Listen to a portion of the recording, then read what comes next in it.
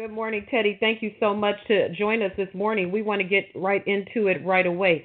Before we talk about the fight, thank you again for joining us. It's such a pleasure. Before we dive into Canelo versus Triple G and we get your pressure up, let's rewind to when the fight was first made official. Who was your pick when you first heard the announcement? Well, I've been saying it on ESPN, so most people probably know already. I've been saying it for the last couple months, but my pick when it was first buzzed about or talked about the possibility of the fight about 2 years ago, it was Golovkin to win easy. Matter of fact, probably to win by knockout. Too big, too strong, and too irresponsible a fight to be made at the time. You know, you have to be responsible when you're a manager and you're a matchmaker and you encompass all those things into a promotion and you're a promoter. You have the responsibility to lead your fighter down the proper path. And I said at that time that if Golden Boy did make the fight at that time, they should be arrested for mismanagement immediately, and they should wait. And they did. They waited. There was a couple reasons I felt that way. One was because of the obvious. I just said it. The other guy, Golovkin, was too big, too strong, and I thought he would destroy him at that time or win in a very handy way.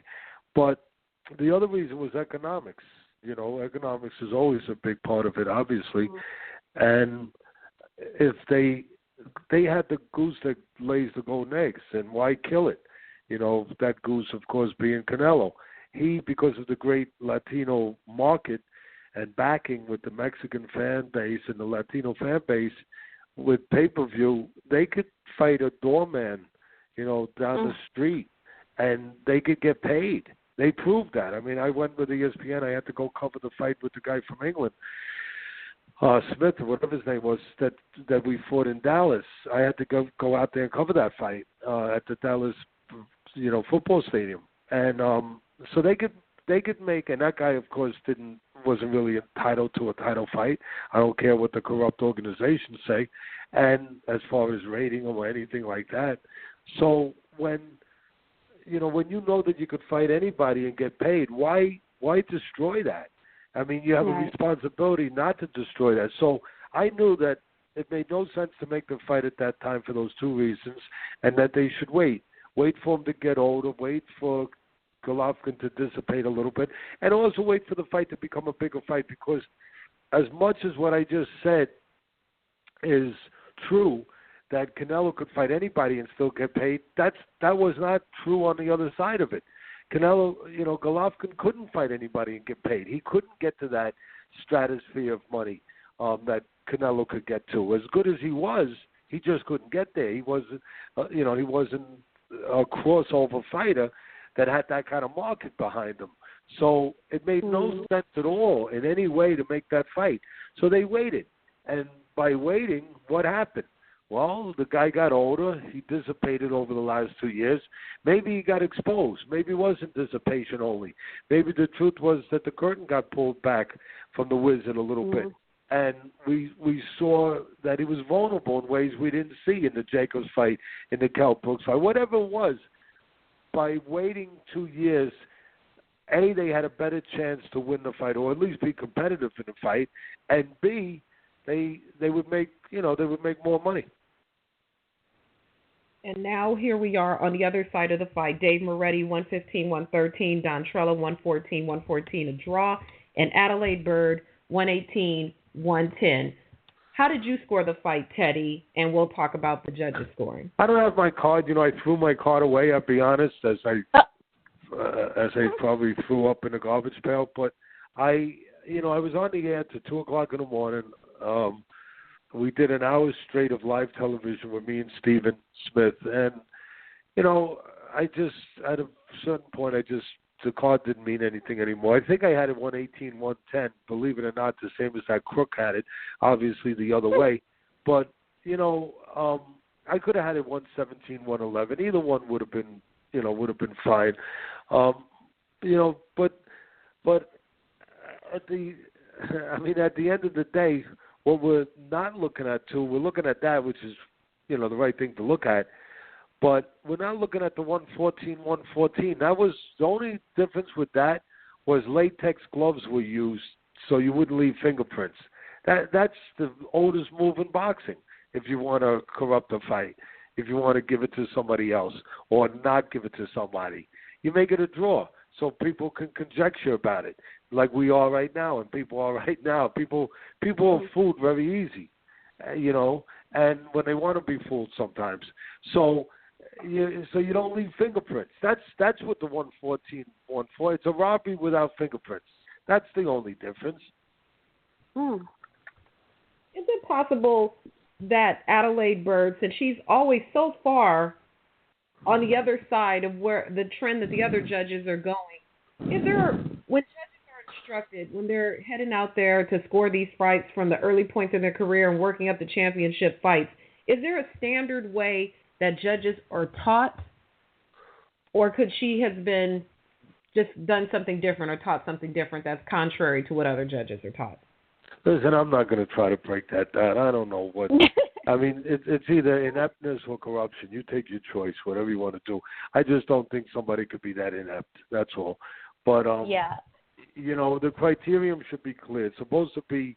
I mean, you have a small point there where sometimes we're not strong enough about the criterion. That the criterion, it shouldn't be about what style you like when you grew up and you watch fights with your father or your grandfather or whoever you watch fights with. It shouldn't be about that. It should be about what's the criterion for scoring. It's supposed to be whoever lands the cleaner, more effective punches. It's professional boxing. And, it's about putting fannies in a seat. It's about making sure that you have an exciting product to put forward to make money on. That's what it's about. So the rules stipulate that. The criterion goes along parallel with that. That who lands the most clean, effective punches? Who controls the fight? Who controls the tempo of the fight, dictates the pace of the fight? You want to call it ring generalship, call it whatever you want to call it. But who controls the fight? Sometimes you don't need a scorecard. You look, you say, that guy won the fight. You just see it. You see what transpired, the tempo of the fight, the flow of the fight. That fight was like watching the ocean move a log around, okay? I've never seen the ocean lose a fight yet. The log doesn't win. The log gets pushed up on the sand somewhere. It might every once in a while bounce over a couple waves. It might. Yeah, I've seen it. But at the end of the day, the ocean has its way. The ocean that night, if you watch the fight that way, the ocean was Golovkin. Yeah. There's been a lot of calls on social media and on the internet that they want everyone to start sending letters, to the Nevada State Commission to express, their disgust and the scoring and with Byrd. But is that really going to be effective? I mean, what's the only effective thing that could happen? In my opinion, is just stop assigning her to these big fights. Listen, nothing's going to change in this sport because the power brokers, is only, a few of them, a handful, don't want it to change because it favors them on the night that it favors them. To have this kind of policy, to have, this kind of setup. I mean, we need a national commission. Now, look, at the end of the day, will there be other things I'd be worried about if we had? Yeah, damn right I would. I'd be worried about who the hell's put in charge to be the czar. Is it a honest, incorruptible, whatever the proper way of saying it, person? Yeah, without attachment to promoters and other such people. Yeah, I'd be concerned about that. But we have to get there. We have to get to something that polices the sport. Every other sport, we want to be a relevant sport, then you have to have something that makes sure the sport stays relevant, stays honest, stays credible, doesn't lose credibility with its fan base, with the public. And that's why the NBA has a national commission. That's why the NFL has a national commission. I mean, that's why MLB has a commission. I mean, that's why. There's a reason for that. And, we don't have that. We have these ridiculous commissions around the country sometimes, and sometimes they are ridiculous. Sometimes they try not to be ridiculous. I give them credit. But sometimes it's absurd. I mean, there's no separation between city and state and church, if you will, to get that vision of understanding that there's no separation or not proper separation between the people making money in the business and the people that are supposed to be administrating to the rules of the business. And that can't be. That can't be in anything. You have to have separation between the people that are going to make the money, in this case the promoters, the managers, and the people that are supposed to be the administrators of the sport. And there is no separation. There's none. It's absurd. I mean, the promoters can sit down and hang out with the commissioners, hang out with the alphabet phony organizing, the phony corrupt alphabet organizations. I mean, really. I mean, the public has heard me before. The IBF should be IB felonious. The WBA should be we be asking, and the WBC should be we be collecting. That's what they are. I mean, really, if you're going to get away from the crap, they're not honest. They've never been honest. They've been about themselves and about controlling the boxing business to the point that matters to them, and having that power and that ability to do that, and using the environment that's a corruptible landscape. Boxing has a landscape that's corrupt. I just described the landscape. It's a corruptible landscape. So, of course, human beings, after a while, they're going to be, unfortunately, what they can be sometimes, greedy and take advantage of the opportunity. And they're going to, if you allow them to corrupt it, the only reason, I'm not saying baseball and football people are better. I'm not saying that at all. If you allow them an environment to corrupt it, they corrupt it too. But they're not given that environment, that landscape, to corrupt it. I mean, you're allowed to go in there and hang out with the commissioners if you're the promoter, and hang out with the alphabet people, and you're allowed to say, I don't want this judge. How absurd is that? You're allowed to say, I don't want that judge. I don't want. So now what happens? The signal is sent. They understand there's unemployment in this business. There's not that many promoters. There's that many places where there's action going on all the time. So where the action is going on, you can't be shut out from that action. So now the judges understand, if I don't give it to that guy, I'm going to be blackmailed. I'm going to be blacklisted for the most part.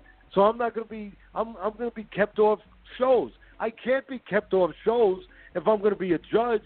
If I'm going to make a living. If I'm going to have a viable career, I can't let that happen. So it's going to continue. I don't think the public really quite understands what I just said. That might be the first time they heard it. Maybe to that level. To that level. I think they have a overview of it, overview understanding of there's a lot of problems there, but I don't think they quite really understand the depth of it, how it really works. No, it's so complicated. Does all of this stuff with the business and the judging, does it make you ever just miss training fighters? Was that just easier for you? Training is very difficult. It's not easy, but there's a purity to it. There's more of a purity where you can keep that stuff out. You can lock the gym door, and it's you and the fighter, and it's teaching. It's you teaching somebody, helping them become better, whether it's in an emotional way, a physical way, a technical way, but adding to their mission, being part of that mission to be the best in the world, and being able to sit with the fighter, teach him things, supplement what he doesn't have, add to what he has, take what he has, the great things that he has, and tweak it a little bit, and look at it and get him to see things that maybe you can give him a better ability to see. Being part of becoming better and helping someone become better and become the best that they can be is a privilege. It's a privilege. And not everyone is given that kind of privilege. And when you're given that, you feel it, you understand it, and you respect it, and you embrace it. And there's a purity, like I said, there's a beauty to that. There's a specialness to that. And then to be able to have the responsibility to get someone to trust you in a very dangerous place. The ring can be very dangerous, just like the football field. Very dangerous place. You might not come off. You might not walk off that football field, and you might not walk out of that ring. And to have that responsibility to lead somebody and for that person to trust you, that's where it becomes difficult. That's where it becomes difficult for me, because every day, every morning, every night, every moment, I think, did I do enough Did I do the right thing? Did I add to what he needs to be able to win this fight? And you just go over that. You crucify yourself sometimes with that. At least I do in camp. And the camp is 2 months long. Maybe it's 7 weeks long. But usually it's somewhere 7-8 weeks. And every day, you're in a beautiful place usually. And I have no complaints. Again, I'll say it again. You're blessed. You're blessed to be able to do that for a living. But you're cursed. You're cursed because every day you have to care. Did I do the right thing for this person and their family and your family when they get in that ring? Will it be okay? Will it be right? And you don't know until you know. And that's a lot to be over you all the time. So training fighters, and tell me this, what's more frustrating, when you spend weeks or months with a fighter and they don't follow your instructions, or a bad decision in boxing like we saw Saturday night? What's more frustrating to you? What's more, it's more impactful with you. Let's be honest here. It's more impactful with you when it's connected to you, to your family, to that fighter's family, what I just described, to that responsibility, because that's your responsibility. You had something to do with that. That's more impactful. I don't know if it's frustrating. It's not frustrating. It's more painful. It's more hurtful because it's you, because you could have done something about that. No matter what, you could have done. You say, well, the fighter has to fight his fight. Yeah, but you still feel you could have done something. You could have made an adjustment. You could have done something. And you can't do nothing about watching someone else's fighter fight. You have nothing to do with that. You're just a participant in the audience. But when you're in that corner, that's a whole damn different thing. And that's that's much more serious for you. For you. Let's be honest. We think about what impacts us. But the next closest thing is what you just described, because I care about the sport.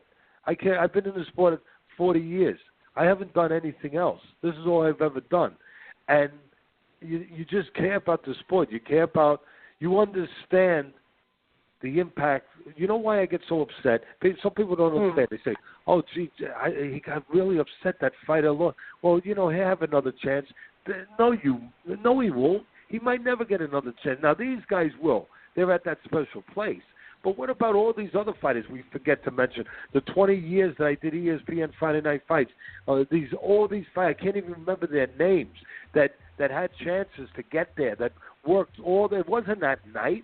It was 15 years of nights to get there, where they gave up their prom, they gave up their Christmas Eve, they gave up their New Year's Eve, they gave up birthday parties with their kids, and they finally get there, and they get robbed. What about them? And they haven't made money yet. What about those people? You know what? They don't get to play a baseball game the next day and forget about it and wash it away. They don't get to play a football game a week later. They don't get to play an NBA game the next night. No, they have to go to the back of the line and put themselves in position to take thousands of punches to get back to that place that they already were at and that they already earned the right to win. That's what it means to me. And when I see that's not frustration. That's beyond frustration. That's understanding what it does and how it impacts a human being. That's more than frustration. That's the difference between truth and lies. Well, Teddy, when we were in Vegas this weekend, we got to spend some time with Russell Peltz and Don Chargan and Bill Kaplan, a bunch of the old great guys, a bunch of Hall of Famers. And I asked them all this question, and I want to ask it to you, and we're going to leave off on this final thought. Not everyone deserves to be a Hall of Famer. They deserve to be Hall of Famers. Absolutely. Those three guys you just mentioned, they earned the right. They earned the trust. They did what you're supposed to do year after year after year after year for the business and for the fighters. They deserve to be mentioned as Hall of Famers. Nowadays, sometimes we do not honor that standard. We do not, I'll say it again, honor that standard. Those guys belong in the Hall of Fame. Well, the question, I totally agree with you, and I love spending time with them. You know, when everybody's out partying and hanging out, I like to sit with Russell Peltz. I like to sit with Don Chargan. I like to sit with those guys, and I like to learn from them and pick their brains. And, you know, it's invaluable. I mean, it's just priceless. So here's the question I'm going to ask you is, where do you see boxing in, say, 15, 20 years? It will always be there. It will always be there. I'm not going to say it's going to be there, and you're going to chuckle, but I'm not going to say it'll be there like cockroaches always be around. I'm going to say it'll be like sharks will always be around. Sharks never disappear, you know. Sharks are always there. I mean, it will always exist, you know. I mean, what condition it will be in, that will vary. That will have its peaks and highs and lows and valleys. Right now, we're at a high. Because partly, and it's not patting myself on the back because I'm involved in the corporation, but ESPN now has just gotten into boxing at a high level where they're going to be doing as big, probably bigger fights than HBO now, and they're going to be doing bigger names. But more important, the difference is it's going to be instead of pay-per-view or HBO, it's free TV. You know, for the most part. I mean, and so it's making the sport relevant again. It's very important. It's bringing big fights back to free television. There's a reason why the 80s was so healthy. There's two reasons why the 80s was a great time, and that's more of a contemporary time, more of a recent time, more of a modern time. So I'm going to use that. Of course, I'm not going to go back to the greatest time, which was the 30s and the 40s and all that. So where you had fighters that were just the greatest fighters of all time. You're never going to have that era again. Fighters fighting the best and fight 300 fights. But the 80s was so damn healthy because you had it on free TV, number one, where people could identify with the fighters, could get access to the fighters. And number two, you had the best guys fighting the best guys. You had good fighters, great fighters. Sugar Ray Leonard, he stacks up with any era. You had Tommy Hearns, you had Roberto Duran, he stacks up probably with any era. You had Pernell Whitaker, you had Marvin Hagler, he stacks up with any era. You had great fighters, but more importantly, here's the formula. They were fighting each other. So now you have Rigon Dial fighting Lomachenko on our air, on ESPN, December 9th at Madison Square Garden. So now you're getting back to that, where you're going to have the sport is going to be relevant again, where it belongs, where it deserves to be. But again, where will it be 20 years? It will always be around. It's just what condition will it be in. That's what. And these bad decisions, they dictate that.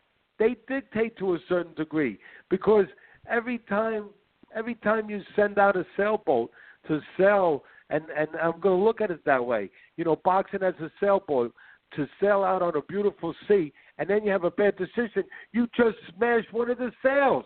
You just took one of the sails and you smashed it. You threw it in the water. And so you're still out on the water, but now you can't navigate as well. And that's what the bad decisions do. At the end of the day, you'll still be with boxing. You know why? Because there's a brilliance, there's a magnificence, there's a magic to boxing that doesn't exist anywhere else. And what that magic is that on any given night, no matter your ethnicity, your religion, your race, your way, the level of life that you come from, no matter what your poverty might be, no matter all the problems that you might have, or maybe you don't have parents, terrible things. Life can do that to you sometimes. You know what? Sometimes life truly isn't fair, but at the end of the day, in boxing, you can have a man get in that ring, and that person, no matter what he's been through in life, the hardships of life, if he's tough enough, if he's determined enough, if he trained long enough, if it's in his heart, if it's in his chest, if it's in his mind, if he has made himself that kind of person that is that determined, he can have his hand raised up that night, despite everything else, and be called the best in the world, champion of the world, and make life fair. Nothing else. For that moment, nothing else. No other sport can do that, can make life fair in one night. And boxing can do that. And when people realize that, it resonates with people. They feel it. They understand it. And they look and they come out to watch. Well, Teddy, you mentioned something real quick about free TV and ESPN, bringing this boxing back to free TV. But hasn't that really been Al Heyman's whole campaign the past couple of years, where it was like free PBC on, ESPN and on all these other networks? And now you're saying now we finally get free boxing again. And so where did that Al go Heyman, wrong? listen, in all fairness, Al Heyman did do that. That's right. You're absolutely right. He deserves credit. Absolutely right. Absolutely. But somewhere it went wrong. Yeah, listen, that's for other people to examine and figure out. Maybe he spread himself too thin. That happens. He was trying hard, and he spread himself too thin. Maybe he should have picked one network. I'm no genius. But, maybe he should have picked – listen, hindsight is always 20/20, but maybe he should. But that doesn't mean we can't look at things and get smarter from experience and from history. And maybe he should have picked one place and put all his eggs in that one basket. Maybe, but at the end of the day, right now, ESPN is in that position. It's one place, and they're putting forward. I mean, they put forward Pacquiao. We put forward Lomachenko. We put forward Crawford. Now, and now we're talking about Lomachenko again with Rigondeaux. I don't know if Rigondeaux is past his prime. He might be, but it's still an intriguing fight. And all I know is right now that's the path we're on, and it's a good path.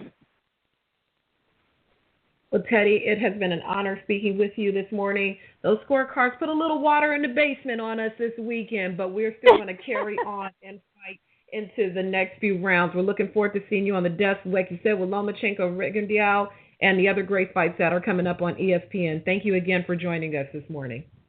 Well, my pleasure, guys. Thank you.